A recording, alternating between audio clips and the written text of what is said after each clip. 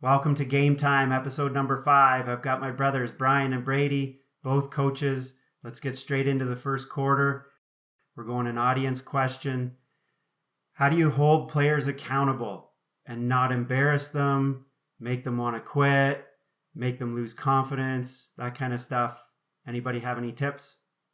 You pull guys aside and you have honest conversations with them. Hey, I need more out of you. I need this, or you're not doing that, or whatever. I don't think you need to embarrass anybody in front of anybody. I don't think that accomplishes anything. There were occasions where, and I think you were this type of player for one of the coaches that you had. There was always somebody on the team that you knew could take a little bit more than somebody else, and every once in a while you'd give it to that guy more to send a message to everybody else than it was to necessarily get on that individual. And you just knew that, hey, that guy can take it. And then maybe even after the fact, you talk to him after practice in a more one-on-one setting and say, hey, we need more of this, more of that. And we need that out of everybody. And today I gave it to you a little harder than everybody else, but I know it's because you can take it. And the guy's going to smile and go, yeah, I get it, coach. But more often than not, the accountability thing, I always, I wasn't big on embarrassing anybody. I don't think that accomplishes anything. Yeah, this is also much like parenting. You need to set the expectations of your children. So if you're out for dinner, you need to let them know what the expectations are on their behavior, on their manners, that kind of stuff. This is the same kind of thing. If you have a role player that's a rebounder, you need to set out your expectations. This is what I want you to do. So then if they don't crash the glass for 3 possessions in a row, you can say, hey, Jillian, you're a rebounder. We need you to get in there. This is your role. This is what I expect of you. So that it's becomes like a personal challenge, but also like they get ownership of what they're doing and they can be proud of what they're doing. Also, if you need to have positive reinforcement, you can't just be screaming at people. Otherwise, when you go to correct them, their head's going to go down. It's going to affect the way that they play. It's going to affect the way that they think about you or the team or where their situation is. And you want to, if you keep it positive, then when you come that 1 or 2 times and say, like, we really need you to stop turning the ball over, make better decisions, that kind of stuff, then they can take it with a little more lightheartedness.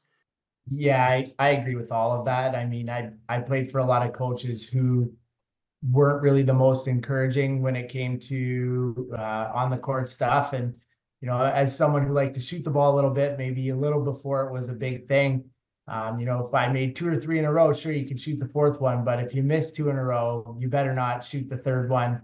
I remember when I left and then came back just to play at Christmas time after the first year playing for Brian, my confidence level was so much higher because, I'd spent every day in practice, just shoot it, shoot it, shoot it. Talking to your players and just letting them know their role, but letting them, play freely is so important. Yelling at guys in practice for shooting in practice of all places, like where else can you do it if you can't do it in practice? Practice. Practice. Also, you as the coach, you need to embody the same things that you're asking of your players. So if you're expecting your players to communicate during games, then you need to communicate with them, practice, game, on, off the court, whatever. You need to set that standard. If you want them to work hard at practices, then you need to show up to practice with lots of energy, lots of enthusiasm. Show that you're ready and you're working hard too. All right, let's get into the second quarter. We're going group discussion. I get this question a lot through social media, Instagram, Facebook, that kind of stuff. What are some good fundraisers that you can run for your team to raise some money? Brian, you've got one good one that we actually have on the website, and I'll link to it as well. You want to explain that one? Yeah, I'm sure people are familiar with it, but for the Super Bowl in particular, and in Canada here, you run it for the Grey Cup as well, but so you can hit it twice. But the Super Bowl squares, we run them as fundraisers, sometimes 50-50. So there's 100 squares to be bought. At our work, for example, we'd sell out in a day 100 squares at $50 a piece. So that's $5 grand. and automatically then you just raised $2,500 for your team. So that's the easiest one out there. If you're not 100% sure of what I'm talking about or how to run one, if you look up Super Bowl Square Pool online, I'm sure there'll be lots of situations to find it. And like Dan said, it's actually on our website as well as a fundraising example. But that's the easiest one. We had one of those one time. Someone, unfortunately, their wife had cancer. They were going through a tough time, and he was off work for a significant amount of time.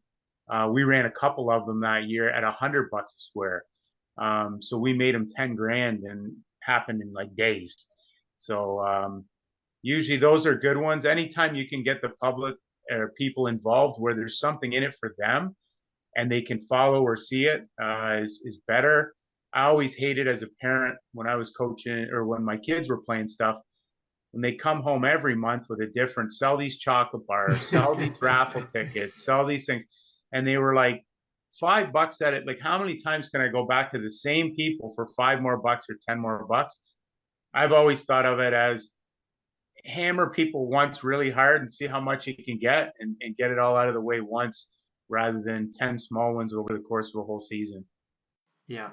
You can run a car wash in the school's parking lot. You can do summer leagues, fall leagues, 3-on-3 leagues. You can knock door to door on local businesses, try to get sponsorships for banners in your gym or their logo on your program. There's lots of different ways. Merch, sell t-shirts related to your basketball team in the game, during games, or in the gym during school hours. Lots of different ways to make money. There's also I got tagged in a post when I asked this on social media. There's a company called Vertical Raise. I'll put a link in them. They specialize in helping programs raise money, whether it's football, basketball, field hockey, whatever. They help them raise money. They take over their fundraisers. And they have a lot of, we aren't affiliated with them, but they have a lot of great reviews on Facebook and Google. So you might want to check them out too. I'll leave a link. All right, now it's halftime. Let's get into our silly topic that's usually happening in locker rooms around the world. Ours are a little more adult-like because we're grown up. When you're driving, you're getting into your car to drive. What's the first thing that you do? Do you put the keys in the ignition? Do you put your foot on the brake? Do you check your Bluetooth, get it all ready? Check the gas gauge? What's the first thing that you do? Sit down. After you sit down. Turn the car on. I don't give it any thought, but yeah, I turn the car on. There you go. I think when I picture it, I think I put my foot on the brake first to like get ready to take it out of park, I guess. And then I turn hit the it brake on. first because my car won't start with the push button if you don't hit the brake. Yeah, I think my car's the same. I think I have to press the brake to turn it on. Well, there you go. So you do the brake. I guess Sure. I do. This is a terrible question then. I always have old cars. I don't know this new technology. It's not even new technology, man. I'm like a 2014. My car's 10 years old. Mine's older than that. I got to press the button and step on the brake. Oh, well, where have I been? All right, I'll leave a link for the poll in our community tab on YouTube here. You tell us what you do first after you sit down in your car to drive. Okay, let's get into the third quarter. I love getting in behind a zone for a sneak attack. We're starting with a very spaced out 1-2-2 offensive set. The ball swings from side to side to get the top defenders moving. As the ball is passed back to the top, the wing players cut to opposite sides. One to the strong side corner, the other to the weak side wing. This play works especially well if this player is a good shooter, so the wing defender feels the need to cheat over to the shooter. A screen on the outside of the zone directs the bottom two defenders' focus to the corner. We have a wide open flash to the middle of the zone, where there's a mini 3-on-2, and a 2-on-1 along the back, or in this case, a wide open lane to the basket. Here's another look using my custom Coach Calls Timeout Playmaker. To get hundreds of plays like this for your team and many other coaching resources, go to coachcallstimeout.com. Okay, we're into the fourth quarter. This is a new segment. We're going to dissect a coaching decision. Last night, I don't know if Brady watched it, but me and Brian were texting back and forth. Oakland against Milwaukee, the Horizon League Championship. Oakland went for the last 12 minutes to their best player, Trey Townsend, over and over and over again. They came out with the win and milked him like I haven't seen that in a long time. It's a great coaching decision. Takes a lot of discipline from the other four players. Brian, what did you see in that game? Yeah, I hadn't seen it done that often, other than if you watch Purdue every game, because they do that with Edie every possession, to the detriment, I think, sometimes of the other guys feeling any kind of freedom to shoot. But yeah, I mean, he kept scoring, and they needed every bit of it. So you got a hot hand like that, and you can find ways to get him the ball and continue to get him the ball. I mean, the reality is it just garners more attention and provides other opportunities in some cases. If you want to go to a different game and you talk about USC Pac-12 championship game on the women's side, Juju Watkins, if you just look at her stat line, it was actually pretty poor. And it looks like she had no impact in the game. But the reality is they spent so much effort and time in doubling her and doing different things to bottle her up that it freed other opportunities for her teammates, and her teammates came through and won the game. And so she had a big impact in that game, even though the stat line didn't say so. So if you've got somebody of that nature and you can get them the ball often, usually good things are going to happen. And Oakland was able to get him the ball. And what would he finish with, 43 or something like that? Yeah, I've got the stats here. I rewatched the second half. In the last 12 minutes, so really at about a minute 10, minute 20 left, they got into fouling, so I stopped counting the possessions. But from 12 minutes on, 14 possessions, Trey Townsend touched the ball.